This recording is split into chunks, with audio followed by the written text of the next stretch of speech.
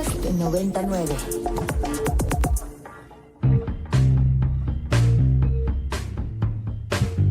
Desde el estudio B de Ibero 90.9, esto es Control de Cambios, una producción de Ibero 90.9 y la revista Nexos. Mi nombre es Valeria Villalobos Guizar.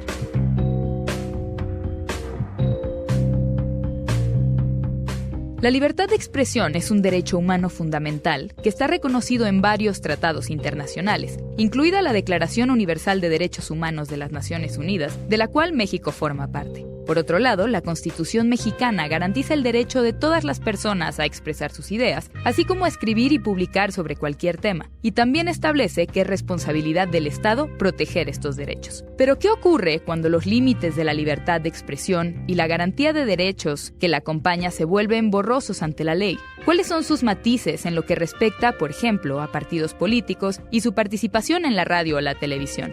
¿Cómo distinguir periodismo de propaganda? Reyes Rodríguez Mondragón es magistrado de la Sala Superior del Tribunal Electoral.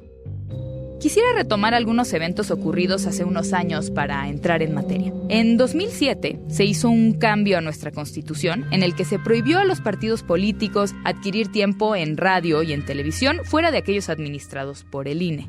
Antes de esta modificación constitucional, ¿cómo era regulada la participación de los partidos políticos en medios de comunicación, sobre todo durante periodos electorales, magistrado?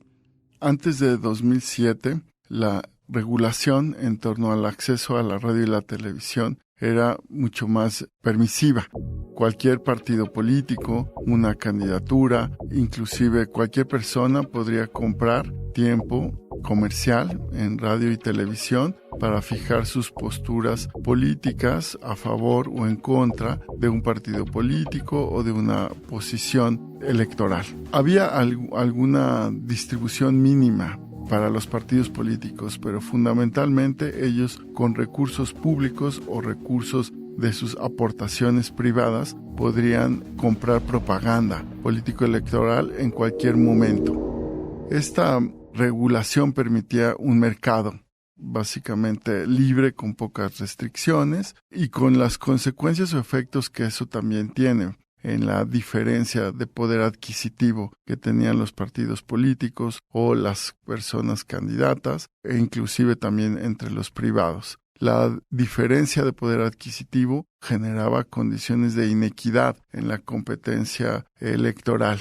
además de que la existencia de campañas negativas con contenidos fuertemente críticos, incisivos, molestos, generó un debate público y un debate legislativo en torno a esta posibilidad que tenían los privados para ingerir en las campañas y en la competencia política electoral. En el contexto de la elección de 2006, derivó en una reforma a la que ya te referiste, en 2007, que estableció lo que en ese momento se llamó un nuevo modelo de comunicación política. Para quienes no tienen idea de lo ocurrido, ¿nos podría dar un resumen de lo que pasó entre Marta de Baile, Alejandra del Moral y Morena? Quisiera decir algunas reglas que existen hoy a partir de esta reforma de 2007 que explican, digamos, por qué surge este caso. Con la reforma se prohibió a cualquier persona, no solo a partidos, a candidaturas, a cualquier persona, comprar o adquirir tiempo en radio y televisión. Y lo que se diseñó es un acceso a la radio y la televisión a través de lo que se llaman tiempos de Estado. Es decir, son tiempos oficiales que las concesionarias, pagando, digamos, impuestos por la concesión, tienen que dejar libre al Estado para utilizarlos en la difusión de las actividades públicas. El INE los administra y permite la difusión de la propaganda política y de la propaganda electoral de partidos durante las campañas y también fuera de las campañas. Fuera de campañas se administran 12 minutos, 7 minutos en televisión, 5 minutos en radio, 3 minutos en concesionarias públicas, y durante las campañas se administran 48 minutos en cada una de las concesionarias. Esos 48 minutos se distribuyen entre las autoridades electorales, 7 minutos y 41 minutos para partidos políticos y sus candidaturas. Esto prohíbe que cualquier persona pueda comprar comprar espacios de difusión, ¿sí? Ahora, los concesionarios llevan a cabo actividades en ejercicio de su libertad de prensa, de su libertad de expresión. Entre ellas está llevar a cabo entrevistas a las personas sobre las cuales hay un interés público. Entre ellas están las candidatas o candidatos. El año pasado, en 2023, tuvo elección a la gubernatura del Estado de México. Recuerdas que contendieron principalmente 2 candidatas, Alejandra del Moral y Delfina Gómez. Delfina, ahora gobernadora, no participó en un programa de Marta de Baile, aun cuando fue invitada, tiene derecho a no asistir a las entrevistas, y Alejandra del Moral sí aceptó la invitación. En aproximadamente 40 minutos, ya sabes que hace entrevistas de profundidad para que su auditorio conozca al personaje, y estas entrevistas tienen que ver con la vida pública, la vida profesional y también con aspectos de la vida privada, personal, si la persona está dispuesta, por supuesto, a compartir esa información. Marta de Baile diseñó, un modelo de entrevista como los hace normalmente, y se dio a conocer el perfil de Alejandra del Moral como candidata a la gubernatura del Estado de México. El partido político de oposición a Alejandra del Moral, y en ese entonces gobernaba en el Ejecutivo del Estado, el PRI, denunció que hubo adquisición prohibida en esta entrevista. Es decir, que el tiempo de 40 minutos aproximadamente se interpretó como una aportación indebida a Alejandra del Moral. A la campaña publicitaria de la precandidata. Así es. ¿Por parte de quién? De la radiodifusora. Y en esta adquisición indebida también se sancionó a la periodista, a la radiodifusora, Alejandra del Moral como candidata y a Marta de Baile. Y a los partidos que la postularon, ¿no? También denunciaron que había actos anticipados de campaña.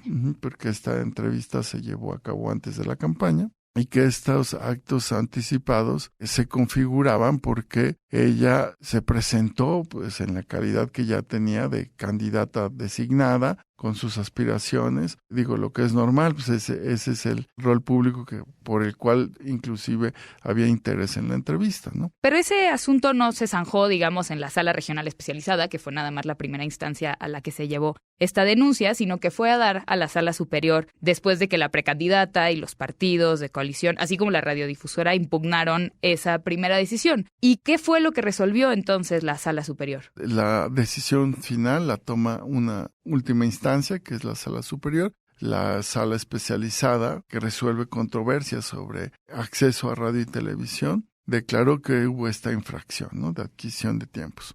El PRD, la radiodifusora, impugnaron, la candidata, impugnaron esta sanción y esta decisión, y planteaban que la entrevista realmente constituía un ejercicio libre de periodismo, de libertad de expresión de ambas partes, ¿no?, tanto de la radiodifusora como de la periodista, que ejercían un auténtico trabajo profesional de difusión de un personaje público, de ideas, y de la candidata y los partidos que la postulaban. No constituía una adquisición porque no compraron tiempo, no pagaron, y además todo el formato era el ordinario en esas entrevistas. Justo no había una promoción extraordinaria fuera del programa usual, de la agenda que llevaba Marta de Baile, etcétera. Y que justo en eso quisiera como adentrarme en los detalles de este caso para entendernos cómo es que este argumento con el que impugnaron la primera decisión de la sala regional, ¿cuáles son, los pasos o las consideraciones que hay que analizar en un caso de legitimidad periodística? Mira, el primer elemento relevante es si hay un ejercicio legal, lícito, del periodismo. Y para ello, el Tribunal Electoral ha desarrollado una política judicial basada en una presunción de licitud del periodismo, de la libertad de prensa y de la libertad de expresión. Es importante esto porque esa presunción de licitud protege a ambas partes, o sea, a quien emite la opinión y a quien la recibe. y a quienes ejercen la profesión. Una suerte de principio de buena fe del ejercicio periodístico. Sí, y esa buena fe, de alguna manera, tiene que ser derrotada. Tiene que haber una argumentación y una serie de pruebas para demostrar, convencer a un tribunal de que no hubo buena fe, de que no fue un periodismo auténtico, que no fue un ejercicio libre, legal. Para ello se tiene que analizar quiénes participan en ese ejercicio. En este caso, pues la radiodifusora hizo una invitación a un programa. La persona que es titular de ese programa, que lo lleva ordinariamente, ¿no?, a la radio, y además que lo hizo en el formato en el que tradicionalmente entrevista a sus invitadas. E invitando a la contendiente también, como intentando igualar condiciones y demás. Así es, ese es otro elemento importante, que quienes organizan este tipo de invitaciones busquen equidad en la participación de las diferentes contendientes. Además, que las preguntas no estén inducidas para, digamos, generar un sesgo que permita al auditorio quizá conocer de manera excesiva habilidades, logros, características que prácticamente constituya propaganda inducida por la pregunta. O sea, ustedes tuvieron que hacer un análisis propiamente discursivo de cómo se condujo la entrevista, qué tipo de tendencias podía haber implícitas en las preguntas y cosas de ese estilo. Sí, es lo que hay que hacer para, en principio, tener una serie de evidencia de si puedes poner en duda esa buena fe del ejercicio periodístico. Revisar quiénes participan, en qué formato lo hacen, el contenido de las preguntas, también el tiempo, si es el tiempo ordinario, eso hay que observarlo. Por supuesto, si se transmite en diversas ocasiones o solo al aire en vivo. Así es. Y si hay, por ejemplo, propaganda que promociona el programa y esta inclusive hoy en día puede ser hasta pagada en las redes sociales, ¿no?, para darle mayor exposición. Si hay ese tipo de conductas que te llevan a generar duda sobre la autenticidad del ejercicio periodístico, entonces ya puedes tener condiciones para rebasar esa buena fe, poner en cuestionamiento la presunción de licitud y analizar el contenido de la entrevista o de cualquier ejercicio periodístico. Claro, se ha hablado justo mucho de una suerte de manto protector jurídico al ejercicio del periodista. Y por eso quería preguntarle por qué le parece a usted, magistrado, tan importante defender el ejercicio periodístico en su relación con la democracia. El tribunal tiene que optar por una posición que favorezca la libertad de expresión y la libertad de prensa. ¿Por qué? Porque uno es piedra angular en el debate político, en el discurso, para confrontar ideas de cualquier índole entre quienes contienden en una elección o entre quienes ofrecen diversos programas y políticos a la ciudadanía.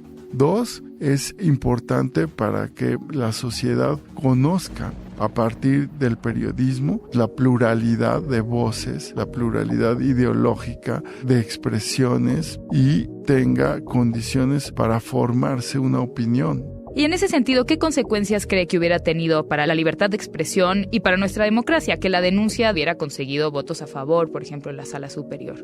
La consecuencia es inhibir el ejercicio periodístico. Tú te lo pensarías 2 veces para invitar, ¿no?, a una candidatura, inclusive a estos programas de Radio Ibero, si el Tribunal Electoral estaría sancionando cualquier ejercicio periodístico que hagan simplemente porque participó y porque se presentó como el personaje que es una candidata y porque la identificaste con la coalición que la postula. Claro, es disuasorio. Es disuasorio, inhibe, genera un congelamiento del discurso, del debate, de la profesión periodística y tiene otras consecuencias más allá. La gente deja de recibir información, la formación de preferencias se dificulta, en lugar de poder acceder a cualquier opinión y a conocer las diferentes alternativas electorales por cualquier medio, entonces te tienes que restringir a escuchar los spots que ponen los partidos que en la radio y normalmente no televisión. dicen mucho, ¿no? No traen al menos propuestas, nada, es pura propaganda. Pues digamos es lo que hay y la sociedad tiene derecho a poder tener más vías de comunicación. Ya iniciaron las campañas electorales, ahora sí, formalmente al menos, y para una de las elecciones más grandes de la historia del país. ¿Cuál es el papel del Tribunal Electoral durante los comicios y qué retos particulares se enfrenta en materia de libertad de expresión? El próximo 2 de junio habrá elecciones para que la sociedad mexicana elija a representantes en más de 20,000 cargos públicos. Si es una elección en todo el país, elección federal a la presidencia de la República, al Congreso de la Unión, sus 2 cámaras de diputaciones, de senadurías, y se elige también a 8 gubernaturas, una jefatura de gobierno de la Ciudad de México, congresos y ayuntamientos. La sociedad tendrá la oportunidad de votar inclusive desde el extranjero. Las mexicanas y los mexicanos que residen en el extranjero, personas en situación de prisión preventiva podrán ejercer el voto. El tribunal resuelve controversias, por ejemplo, sobre si las candidatas y candidatos cumplen los requisitos para ser postulados por los partidos políticos. También nos llegan juicios para verificar si los partidos políticos cumplieron, por ejemplo, con la paridad en las postulaciones, que sean efectivamente 50% de mujeres, 50% de hombres, pero también que esas postulaciones de mujeres accedan a cargos públicos. Para esto hay ciertas reglas de postulación respetando estas cuestiones de competitividad. El tribunal revisa que se cumplan requisitos y la paridad. Hay postulaciones a través de acciones afirmativas de candidaturas indígenas, de la diversidad sexogenérica, personas con discapacidad. En fin, hay distintas acciones afirmativas, inclusive diputaciones migrantes, y el Tribunal Electoral puede resolver los conflictos cuando un partido político busca eludir la postulación que auténticamente representa a estos grupos que han sido históricamente discriminados, desaventajados. También, si un partido político denuncia a otro porque está calumniando a su institución política, o una candidata o candidato denuncia a un partido o a otro candidato porque se les calumnia a través de estos promocionales en radio y televisión que pautan los partidos a través del INE, nosotros resolvemos la Sala Superior, por ejemplo, respecto a las medidas cautelares que dicta el INE o que no dicta también.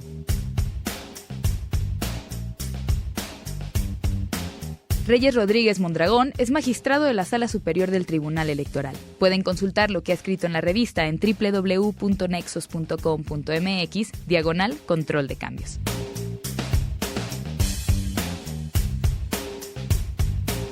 Según datos de la Organización Mundial de la Salud, aproximadamente 860 mujeres mueren diariamente en todo el mundo debido a complicaciones relacionadas con abortos inseguros. En México, en 2021, la tasa de mortalidad materna fue de 56.9 por cada 100,000 nacimientos estimados.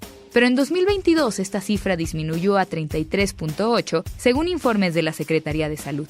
Aún así, de acuerdo con el Instituto Nacional de Estadística y Geografía, el INEGI, el aborto ocupó el tercer lugar como causa de muerte materna en México en 2022.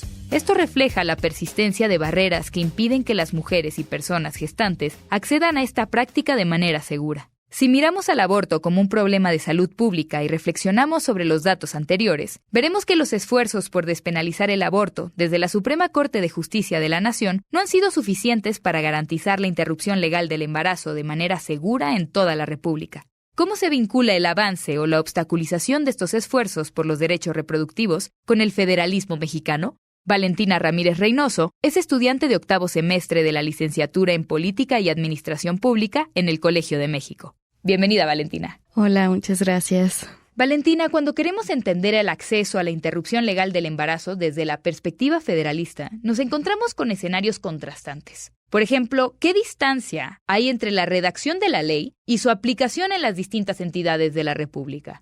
Quisiera comenzar diciendo que esta distancia que hay entre la redacción de la ley y su aplicación no es un fenómeno exclusivo de la interrupción legal del embarazo. Incluso podríamos llegar a decir que desafortunadamente esta separación entre lo redactado y lo implementado se ha vuelto más una regla que una excepción en el panorama político legal del país, que sucede en temas muy variados como lo son temas laborales, temas de corrupción o de política social. Sin embargo, creo que es particularmente perniciosa en el tema de la interrupción legal del embarazo, puesto que representa la línea delgada que separa la vida y la muerte de miles de mujeres y personas gestantes en el país. La implementación de este instrumento legal determina si una mujer, persona gestante, opta por tener un aborto clandestino, situación que la expone a una cantidad enorme de riesgos que podrían culminar en perder su vida, o incluso la puede llevar a una situación en la que ella se convierte en una madre, pero no por voluntad propia, ¿no? Hay muchos estudios y datos que nos hablan que esto en realidad merma la movilidad social de las mujeres y las personas gestantes, y también pues trunca un poco estas oportunidades económicas y educativas que pueden tener en el futuro. El brinco de la aprobación de una ley, de la redacción de la misma a su implementación pasa por muchos pasos. Cuando hablamos de la despenalización, creo que es importante recalcar que despenalizar no garantiza la implementación. Conseguir un derecho se esfuma en tanto no existan desarrollos integrales para poder acceder a este mismo derecho. Y aunque los hospitales públicos tienen la responsabilidad de garantizar este derecho, una vez que se consigue en la ley, hay luego incentivos, ¿no?, para que estas mismas instituciones se deslinden de esta obligación que tienen. Sí, o sea, hay un abismo entre los discursos y, digamos, las condiciones materiales reales que permiten que eso, dicho en el discurso, en la ley, verdaderamente se haga efectivo. Y ahora, el federalismo permite políticas coexistentes en un mismo tema, ¿no? El aborto justo es un muy buen ejemplo de ello. Y quería preguntarte qué papel juega el federalismo en la interrupción legal del embarazo, sobre todo en cuanto a la posibilidad del veto y la derogación de leyes. Lisa Miller es una académica estadounidense que nos habla de que el federalismo puede ser una institución flexible, capaz de ser empleada para el bien o para el mal en la esfera pública, y si lo vinculamos con esta idea del aborto y el federalismo, podemos ver que quizás el problema no resida tanto en pensar el federalismo solo como un obstáculo para la obtención de derechos. Lo problemático resulta cuando decidimos observar al federalismo solamente como eso, solamente como un obstáculo. Sobre un mecanismo que ralentiza los procesos, Ajá. ¿no? O que permite su regresión, ¿no? Exacto, o sea, como en el caso de Aguascalientes, ¿no?, que recientemente el mismo Congreso local incumplió una sentencia de la Suprema Corte de Justicia de la Nación, llevó al extremo sus capacidades y cuestionó incluso el significado de lo que es derogar para mantener la criminalización del aborto después de las 12 semanas de gestación en lugar de eliminar por completo el delito. Pero en ese escenario del aborto, el federalismo justo parece ralentizar el acceso seguro, gratuito, legal. Pero entonces, como dice la académica que citas, Lisa Miller, no solo hay que verla como un obstáculo, el federalismo. ¿Qué tipo de virtudes podemos encontrar en él para justo seguir avanzando en la obtención de derechos, en particular en temas reproductivos, pero probablemente en muchísimos otros? Particularmente el federalismo influye en este tema del aborto, creando múltiples puntos de veto y permitiendo esta mayor diversidad de políticas. Lo que vemos es que este diseño institucional del federalismo mexicano contempla puntos de veto como lo son los congresos locales, el mismo presidente, la Cámara de Diputados, la Cámara de Senadores, la Suprema Corte de Justicia, y resulta un diseño conservador. Esta gran cantidad de actores con poder de veto dificulta cambiar el status quo, pero también creo que es importante ver que esta desventaja puede resultar benéfica en casos cuando se intenta la reversión de derechos. Estos mismos puntos de veto que obstaculizaron en algún punto el cambio pueden utilizarse para preservar logros de épocas pasadas. Y en específico creo que estas figuras de veto se pueden entender de una forma pedagógica, algo así, como si fueran contenedores de poder. Y en realidad lo que importa es la calidad de representación, lo que está dentro de ese contenedor. Y creo que esos son los actores que integran esas instituciones, las que determinan si vemos un cambio progresivo o regresivo, ¿no? Digamos, complejiza bastante más el decir, nos vamos por un federalismo o por un tema mucho más unitario, ¿no? Si tenemos la capacidad de ver un poco los dos lados de la moneda. Los esfuerzos por descriminalizar el aborto desde la Suprema Corte de Justicia de la Nación han sido muy importantes, pero no han sido suficientes. ¿Qué tan disparejo consideras que es el panorama nacional en cuanto a la interrupción legal del embarazo? Es decir, ¿cuántos estados de la República, por ejemplo, aún no garantizan esta interrupción legal? ¿O cómo contrasta con la Ciudad de México?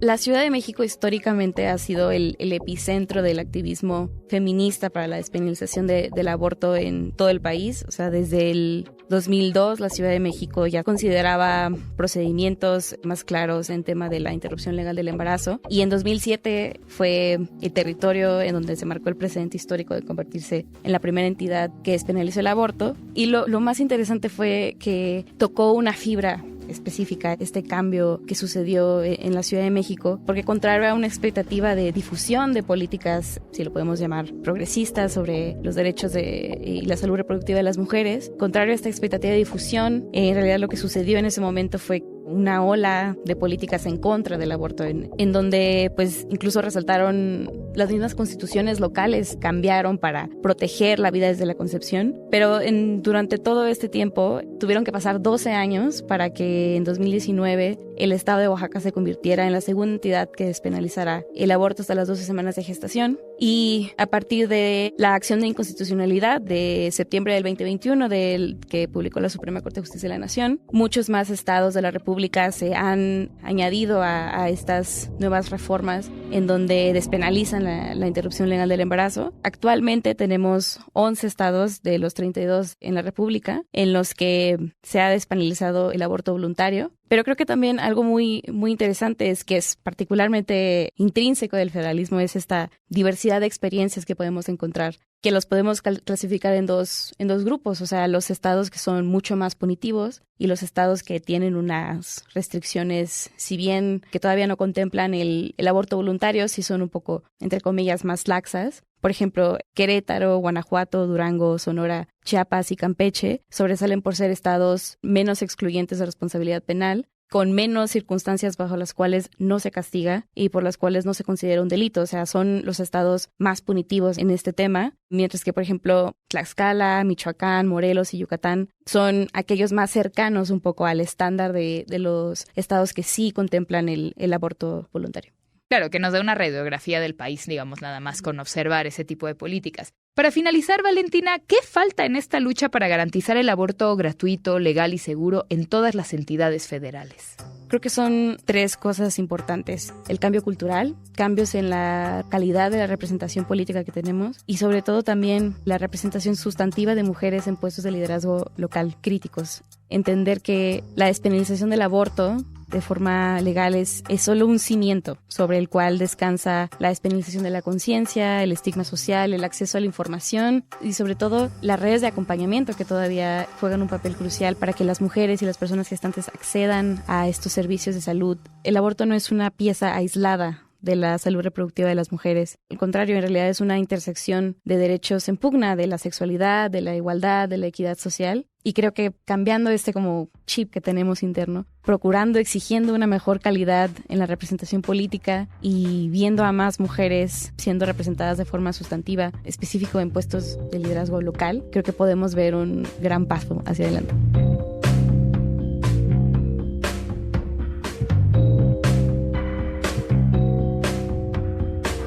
Valentina Ramírez Reynoso es estudiante de 8º semestre de la licenciatura en Política y Administración Pública en el Colegio de México. También fue directora de la revista estudiantil Ágora del Centro de Estudios Internacionales del Colegio de México de 2022 a 2023 y es integrante de la colectiva feminista Unidas Colmex desde 2021. Pueden consultar lo que ha escrito en la revista en www.nexos.com.mx/control de cambios.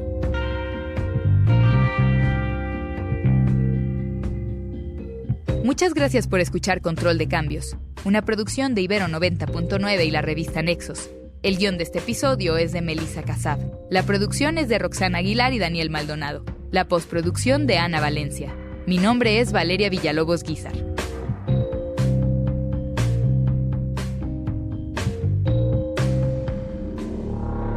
Para más contenidos como este, descarga nuestra aplicación disponible para Android y iOS o visita ibero909.fm.